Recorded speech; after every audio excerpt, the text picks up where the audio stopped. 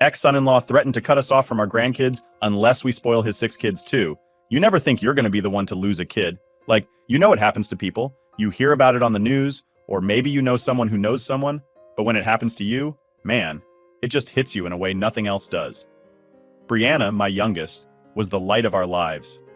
She was one of those people who could light up a room just by walking into it. You'd hear her laugh before you even saw her. And as a mom, you just don't imagine anything could take that away. You always think you'll go first, that you'll be there for them when they're old and wrinkly. But life doesn't care about your plans, does it? Brianna got sick when Zach and Mia were still pretty young, like 8 and 9. And I don't mean just a little sick. I mean, the kind of sick where you spend every other day in the hospital, where you can't remember what normal feels like anymore. It wasn't long before it was clear that this wasn't something she was going to walk away from. Her husband Kevin checked out early. I mean, physically he was there, but it was like he couldn't deal. He stopped showing up for her in the ways that mattered. I'm not here to bash him. Okay, maybe I am. But like, when your wife is going through the hardest thing she'll ever go through, that's when you step up, right? Kevin didn't. He just kind of let everything fall on us. Me and my husband were the ones taking her to her treatments, watching the kids, trying to keep everything from falling apart. I'll never forget one of the last conversations I had with Brianna. She was so tired, Not just from the illness, but from worrying about what would happen to her kids when she wasn't there anymore. She told me she was scared Kevin would replace her, that he'd bring some new woman in and the kids would forget her. And man, when your kid looks at you like that, so scared and so helpless, you make promises you never thought you'd have to make. I told her we'd always be there for Zach and Mia, that we'd make sure they'd always remember their mom and know how much she loved them. She made me swear we'd look out for them no matter what, and I did. I meant it too. When she finally passed, I don't know how to explain it. It's like there's this huge hole in your chest where your heart used to be, and nothing can fill it. But we had to stay strong for Zach and Mia. They were devastated, and we were all they had left of their mom. I remember how Zach wouldn't let go of Brianna's hand, even after she was gone, like he thought if he just held on tight enough, she wouldn't leave. Mia barely said anything for weeks. The way they grieved, it broke my heart all over again. We tried to hold everything together, but Kevin? 8 months. 8 months after Brianna passed, this man moved some woman, Cindy, into their house. I still remember the first time Zach and Mia told me about her. It was like they were scared to say her name, like just talking about her was betraying their mom. I won't lie, I hated her before I even met her. Not because of who she was, but because of what she represented. It was too soon. Brianna hadn't even been gone a year, and he was already playing house with someone else.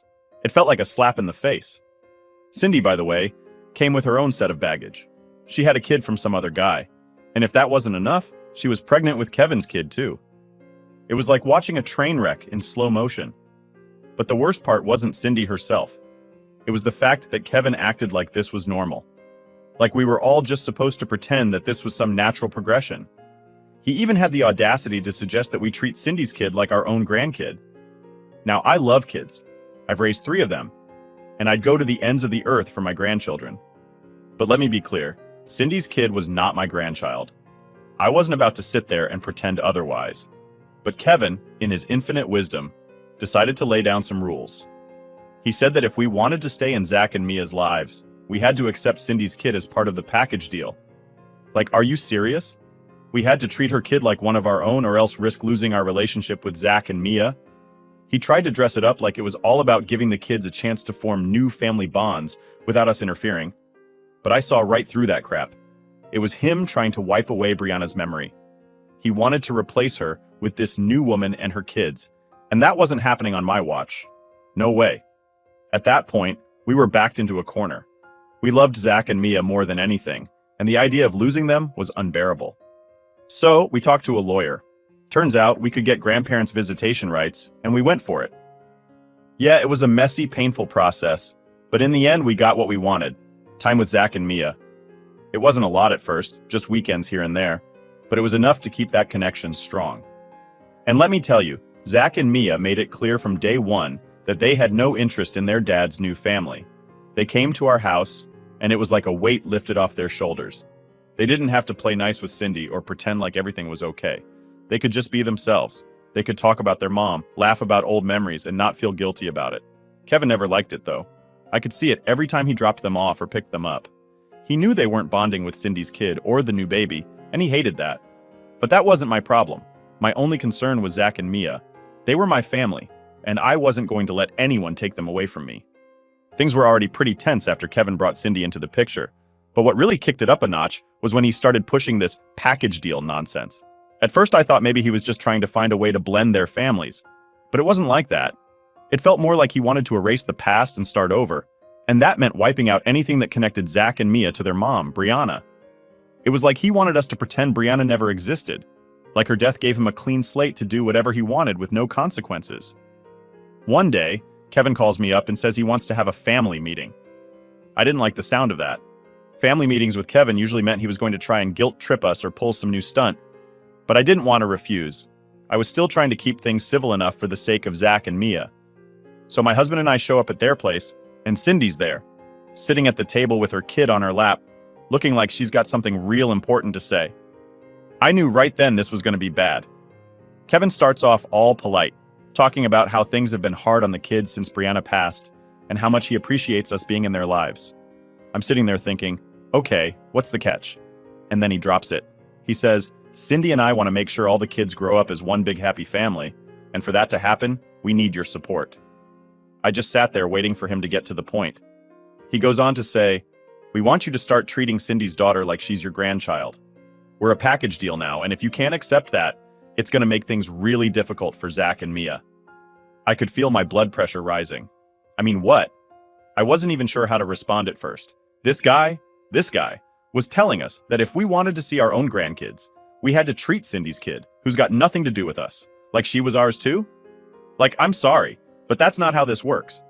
My husband, always the more level-headed one, tried to stay calm. He said, we're here for Zach and Mia, and we always will be. But we can't just pretend someone else's child is our grandkid. It doesn't work that way. Kevin didn't like that answer at all. His whole demeanor changed in a second. He went from Mr. Polite to straight up angry. He slammed his hand on the table and said, if you can't accept this family, then maybe you shouldn't be part of it at all. I was fuming at this point. I said, excuse me? We've been here for Zach and Mia since day one. We were there when you weren't. And now you want to tell us we're not part of their lives unless we play along with this fantasy of yours? Cindy, who had been sitting there quietly this whole time, finally chimed in. She said, we just want what's best for the kids. They need stability, and part of that is accepting this new family dynamic. We're not trying to replace Brianna, but we need to move forward.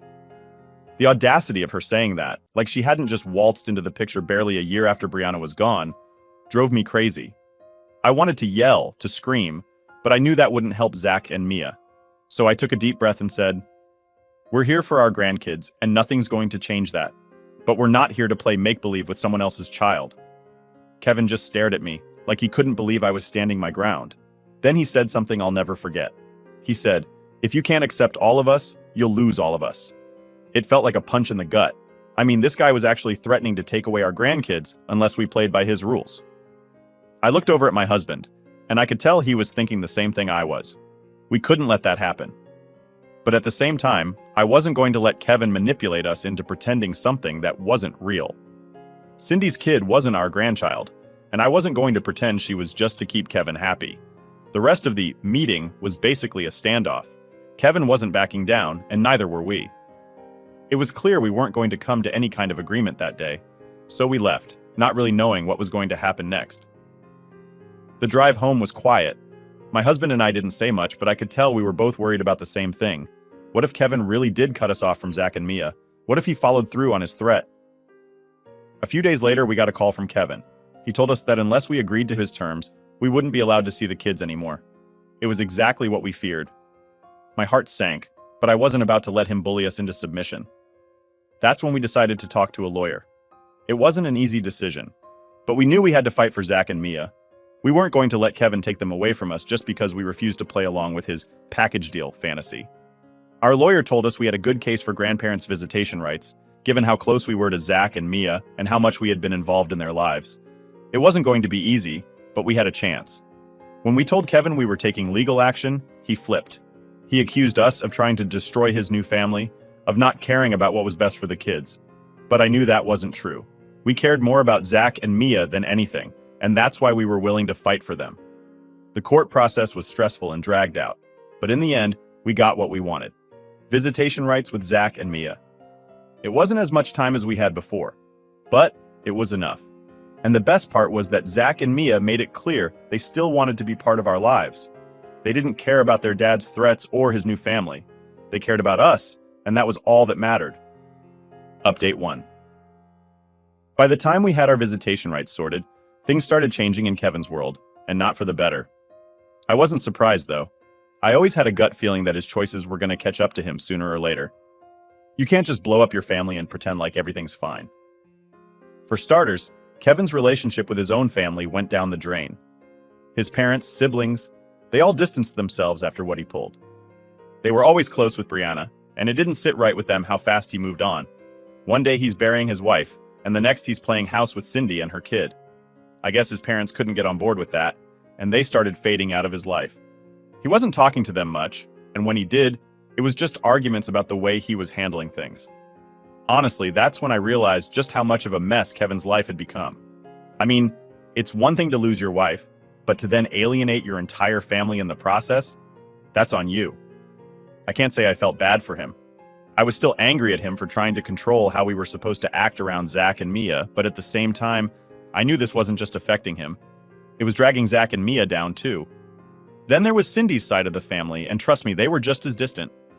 I don't know all the details, but from what I gathered, Cindy's family wasn't exactly thrilled about her bringing Kevin into the picture. They weren't close to begin with, and now that she had moved in with a guy who had his own baggage, it seemed like they'd washed their hands of her. So now Kevin was stuck in this house with 6 kids, and no one was willing to help him out. It was just him and Cindy, and honestly, they were both drowning. Zach and Mia told me little things here and there about how things were going at home. They never outright complained, but you could tell things weren't great.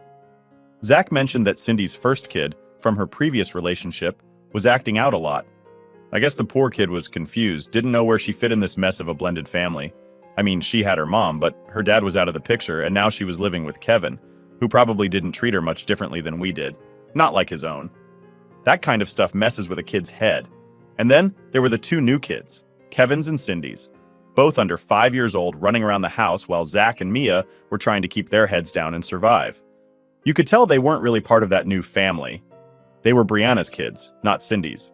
And no matter how hard Kevin tried to push that package deal, it was clear the lines were drawn. At first, I thought maybe Zach and Mia would start pulling away from us because of all this. Like maybe they'd feel bad for not bonding with their half-siblings, or start falling in line with their dad's new family. But nope. If anything, they wanted to spend more time with us. They were both teenagers by then, and teenagers have a pretty good sense of who they want to be around. And it wasn't Kevin or Cindy. They were always calling, asking if they could come over for the weekend or stay during breaks. And of course, we always said yes. We made sure Zach and Mia had everything they needed when they were with us. We didn't want them feeling like they were missing out on anything just because their home life was falling apart. I'll admit we spoiled them more than maybe some grandparents would, but I felt like we had to. They deserved it after everything they'd been through. Kevin, though, he wasn't happy about that. He made it clear he thought we were giving them too much, making things too easy for them. He said they needed to learn responsibility and that we were undermining his parenting. I almost laughed when he said that, because what parenting was he even talking about? From what I could see, he wasn't doing much of it. One time, Zach came over to our place and showed me some new shoes he'd gotten from Kevin. They were cheap, falling apart after just a few weeks. Zach wasn't complaining, but I could tell he was embarrassed. That's when I took him out and got him a proper pair of shoes, the kind that would actually last. Kevin found out about it later and threw a fit. He said we were making him look bad in front of his own son. But the thing is, I wasn't trying to show him up. I just wanted Zach to have something decent. It was stuff like that that really started to grind on Kevin.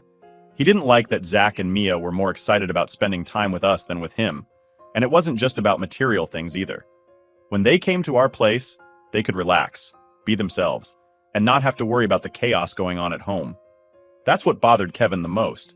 The more Kevin lost control of his own family, the more he tried to blame us for it. He'd say stuff like, "You're spoiling them, and it's making them ungrateful." Or, "They're never going to respect me as their father if you keep undermining everything I'm trying to teach them." But what was he really teaching them? How to live in a dysfunctional house with a revolving door of step-siblings and no real support? Yeah, no thanks. Things came to a head when Zach and Mia both told Kevin they didn't want to be around their younger siblings anymore. It was too much. They said they felt like babysitters, always having to look after the little ones while Kevin and Cindy did, well, whatever it is they did. That's when Kevin really started to freak out. He realized that the big happy family he had been trying to force wasn't happening. His older kids didn't want to be part of it, and his younger kids weren't getting any of the attention they needed. It was a total mess. By this point, Kevin was starting to see the walls closing in. His family was gone, Cindy's family was gone, and now Zach and Mia were spending as much time as possible away from him. He was isolated, and he didn't know how to handle it. The more desperate he got, the more he tried to guilt us into helping with the other kids. He said things like, "You're tearing this family apart," or, "If you really cared about Zach and Mia, you'd care about their siblings too." But I wasn't buying it. It wasn't our job to clean up his mess. We were there for Zach and Mia, and that wasn't going to change. Update 2. It all came to a head one weekend when Zach and Mia were staying with us. They'd been spending more time with us lately, and honestly, it was starting to feel like they were avoiding their own house altogether. I didn't mind, of course. We loved having them around, and they seemed happier here than they did at home. But I knew it was only a matter of time before Kevin would make a fuss about it. Sure enough, that Saturday afternoon, Kevin showed up unannounced. He barged in like he owned the place, didn't even bother knocking. I was in the kitchen when I heard the front door slam, and when I went to see what was going on, there he was, standing in the middle of the living room with this angry look on his face. "What the hell is going on here?" he demanded. "Why are my kids always over here?" I could feel the tension in the room instantly. Zach and Mia were sitting on the couch, eyes wide, not saying a word. My husband stood up from his chair, trying to keep things calm, but you could tell he wasn't happy about the way Kevin had barged in. I didn't raise my voice, but I didn't back down either. "They want to be here, Kevin," I said. "They're welcome here anytime, you know that." Kevin shook his head, pacing back and forth. "This isn't right. They're my kids, not yours. They should be spending time with their family, with their siblings, not hiding out here all the time." At this point, Zach stood up, clearly upset. "We're not hiding, Dad. We just want some space." Kevin turned on him, his face red with anger. "Space from what? Your own family? You're always at your grandparents' house, and now your siblings don't even know you anymore." I could see Zach's fists clenching, and I knew this wasn't going to end well if I didn't step in. So I did what I always do. I tried to keep things from exploding. I stepped between them, looking Kevin right in the eye. "They're teenagers, Kevin. They need their space. You can't just force them to be around people they don't want to be around." Kevin wasn't having any of it. "This is your fault," he snapped. "You're spoiling them, giving them everything they want, and now they think they're too good for their own family. You've come between them and their siblings." I couldn't believe what I was hearing. After everything we'd done for Zach and Mia, this guy had the nerve to accuse us of tearing the family apart? "I'm not the one who's been pushing them away, Kevin," I said, my voice steady but firm. "If Zach and Mia don't feel close to their siblings, that's on you, not us. We've been here for them when you haven't." Kevin looked like he was about to explode. "You think you're the hero in all this, don't you? You think just because you have money you can buy their love? Well, it's not working. You're making them ungrateful, and you're turning them against their own family." Now this is where I had to bite my tongue. My first instinct was to lay into him, to tell him exactly what I thought about his parenting, his choices, his whole attitude, but I knew that wasn't going to help Zach and Mia. So instead, I took a deep breath and said, "Kevin, this isn't about money. It's about making sure Zach and Mia are happy and healthy. If they're not close to their siblings, maybe you should look at why that is instead of blaming us." At this point, Zach couldn't stay quiet anymore. He stepped forward, standing next to me. "Dad, this isn't about Grandma and Grandpa. We don't feel close to our siblings because we're always taking care of them. We're not their parents, you and Cindy are. But you expect us to be their babysitters all the time, and we're tired of it." Kevin looked stunned. He clearly didn't expect Zach to stand up to him like that. For a moment, it seemed like he was going to back down, but then his anger flared up again. "Is that what you think?" he said, his voice rising. "You think you're too good to help out around the house? That's what family does, Zach. We take care of each other, but you've been too busy playing the spoiled grandkid to even care." I could see Zach's face turning red, and I knew he was on the edge of losing it. But before he could say anything, Mia, who had been quiet this whole time, finally spoke up. "We're not spoiled, Dad," she said softly but firmly. "We're just tired of being ignored. You and Cindy spend all your time with the little kids, and we're just there. Like we don't even matter. So yeah, we like being at Grandma and Grandpa's house because we feel like we actually matter here." Hearing Mia say that, my heart broke a little. She was always the quiet one, the one who kept her feelings to herself. But it was clear now that this had been weighing on her for a long time. Kevin looked like someone had slapped him in the face. He opened his mouth to say something, but nothing came out. For the first time since he'd stormed in, he looked unsure of himself. I took the opportunity to step in again. Kevin, I know this is hard for you, but you can't keep blaming us for the way things are. Zach and Mia love you, but they need you to listen to them, not just tell them what they should be doing. Kevin stood there for a few more seconds, his face going through a whole range of emotions: anger, frustration, maybe even a little guilt. Finally, he just shook his head and turned toward the door. "You've made your choice," he muttered, more to himself than to us. "You've made them choose." With that, he stormed out of the house, slamming the door behind him. The room was silent for a long moment after he left. Zach and Mia looked shaken, like they couldn't quite believe what had just happened. My husband put a hand on Zach's shoulder. "You did good, kid," he said quietly.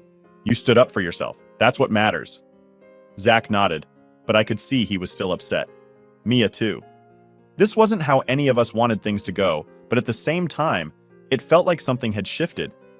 For the first time, Zach and Mia had stood up to their dad, and I think they realized that they didn't have to just accept things the way they were anymore. We didn't talk much about it that night. We watched a movie, had some dinner, tried to keep things normal. But I knew that confrontation with Kevin wasn't the end of it. It was just the beginning. Update 3. After that showdown with Kevin, things didn't get any easier. If anything, they got more complicated. Kevin stopped talking to us completely, except when it came to arranging Zach and Mia's visits. And even then, he'd keep things short, cold, like he was doing us a favor by letting them spend time with us. But honestly, I was done trying to make things work with him. My focus was Zach and Mia, and as long as they were happy, I could deal with whatever Kevin threw at us. What really surprised me, though, was how much Zach and Mia started opening up after that fight. It was like once they stood up to Kevin, they finally felt free to talk about everything they'd been holding inside. We had some long conversations during those weekends they stayed with us, and let me tell you, the stuff they'd been dealing with at home was worse than I thought. Zach admitted that he always felt like he was walking on eggshells around Kevin and Cindy. He didn't know how to act in his own house because no matter what he did, it seemed like it was never enough. He was either too distant from his half-siblings or not helpful enough around the house. And when he did step up to help, Kevin would tell him he was doing it wrong. It was a lose-lose situation for him. Mia didn't say as much, but I could tell it was weighing on her too. She told me that Cindy tried to play the cool stepmom, but it always came off as fake. Like Cindy would try to get Mia to talk about stuff or go shopping with her, but Mia could see right through it. She knew Cindy wasn't doing it because she cared about her. She was doing it to make Kevin happy. That realization hurt her more than anything. It wasn't like Zach and Mia didn't want a relationship with their half-siblings. They just didn't feel like they belonged in that new family Kevin was trying so hard to build. They felt like outsiders in their own home, and the more Kevin pushed, the more they pulled away. It was clear to them, and to us, that they were stuck in a situation they never asked for. As much as I hated hearing all this, it made me more determined than ever to give Zach and Mia the space and support they needed. We made sure that when they were with us, they didn't have to think about the chaos back home. I wasn't trying to replace Kevin. I knew that was never going to happen. But I wanted them to know they had a place where they could just be themselves, without all the drama. Then, out of nowhere, Kevin called me up one day. He hadn't spoken to me directly in weeks, so I figured it was important. His tone was different too, less angry, more desperate. I could tell right away that something had shifted. "I need your help," he said, almost like it hurt him to admit it. "I don't know what to do anymore. The kids won't listen to me, and it feels like they hate me." I wasn't sure how to respond at first. Part of me wanted to say, "Well, what did you expect?" But I held back. I knew he wasn't calling for a lecture, even though he probably deserved one. Instead, I asked, "What's going on?" He sighed heavily on the other end of the line. "It's just, they're shutting me out. Zach won't even talk to me unless it's about something practical, and Mia barely looks at me when she's home. Cindy's trying, but they're not warming up to her either. I feel like I'm losing them." I leaned against the counter, trying to process everything he was saying. This was the first time Kevin had ever shown any real vulnerability. It was like he finally realized that all his pushing and controlling wasn't working, and it was costing him his relationship with his kids. "I don't know what you want me to say, Kevin," I said, keeping my tone as neutral as possible. "You tried to force them into something they weren't ready for. You can't just expect them to fall in line." "I know," he said, sounding frustrated. "But I'm trying to fix it. I just don't know how." I thought about it for a moment. Part of me didn't want to get involved. It wasn't my job to fix Kevin's mistakes, And honestly, after everything he'd put us through, I didn't owe him anything. But the other part of me, the part that cared about Zach and Mia, knew that if there was any chance of making things better for them, I had to at least try. Kevin, you need to listen to them, I said, keeping my voice steady. Really listen. Stop telling them how they should feel and start asking them how they do feel. They're not little kids anymore. They're teenagers, and they've been through a lot. They need to know you're there for them, not just as their dad, but as someone who cares about what they're going through. There was a long pause on the other end. I could tell he was taking it in, trying to wrap his head around what I was saying. I don't want to lose them, he finally said, his voice almost a whisper. That's up to you, Kevin, I replied. But you need to understand that they're not going to come running back just because you ask them to. You have to earn their trust again. After that, Kevin didn't call again for a while. I wasn't sure if he was actually taking my advice or if he was just too proud to admit he needed more help. Either way, things stayed pretty much the same on our end. Zach and Mia continued spending their weekends with us, and they seemed happier for it. But every now and then, I could see that look in their eyes, the one that said they were still dealing with stuff they weren't ready to talk about. Then, about a month later, Zach came to me with something I wasn't expecting. "Grandma," he said, sitting down across from me at the kitchen table. "I've been thinking. I want to move in with you and Grandpa." I blinked, taken aback. "What do you mean, like full-time?" Zach nodded. "Yeah, I can't take it at home anymore. Dad and Cindy are just... it's too much. And Mia's been talking about it too. We're both thinking about it." I didn't know what to say. I mean, of course, I wanted them to stay with us if that's what they needed, but I knew this was going to make things even messier with Kevin. Moving in with us full-time? That would be the final straw for him. "Have you talked to your dad about this?" I asked cautiously. Zach shook his head. "Not yet. I wanted to see if it was even an option before I brought it up. But I can't stay there anymore, Grandma. I just can't." I looked at him, saw the determination in his eyes, and I knew he was serious. This wasn't just some teenage rebellion. This was Zach making a decision about what he needed for his own well-being. "I'll talk to Grandpa," I said slowly, "and then we'll figure out how to bring it up with your dad." Zach nodded, relief washing over his face. "Thanks, Grandma." And in that moment, I realized something. No matter how much Kevin tried to push us away or guilt-trip us into doing things his way, Zach and Mia knew where they belonged. They knew they had us in their corner, and that's all that mattered.